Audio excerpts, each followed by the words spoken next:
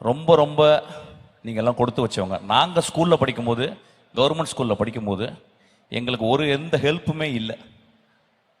ரொம்ப ரொம்ப கஷ்டப்பட்டு ஒவ்வொரு வருஷமும் நாங்கள் படிக்கிறதுக்கு அவ்வளோ கஷ்டப்பட்டு வந்தோம்.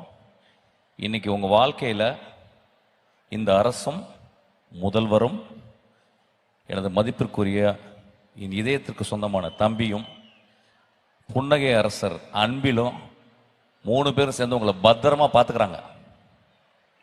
அதை மறக்கவே கூடாது.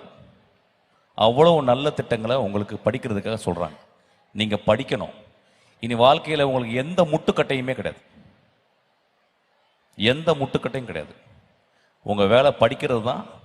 உங்களுக்காக எல்லா செலவையும் எல்லா பொறுப்புகளையும் உங்கள் தாய் தந்தை போல முதல்வர் ஐயா உங்களை பார்த்துக்கிறாரு.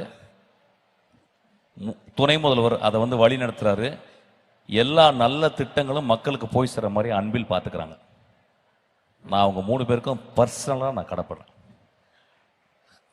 நான் இந்த விஷயத்தில் இன்னொரு விஷயத்தை இங்கே சொல்லணும். நான் சொல்றதுக்கு, உலகத்திலே ஒரு மிகச்சிறந்த ஆளுமை என்று கருதப்படுகிற இளையராஜாவுக்கு விழா எடுத்ததுக்கு அவங்கள காலை தொட்டு நான் கும்பிட்டுக்கிறேன்.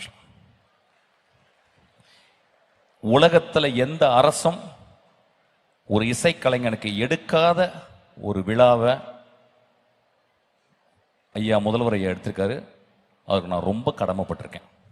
இதை விட அவர் வாழ்க்கையில் அச்சீவ் பண்ணது, இளையராஜா ஐயா அச்சீவ் பண்ணது எதுவுமே இல்லை. அவ்வளோ பெரிய விழா.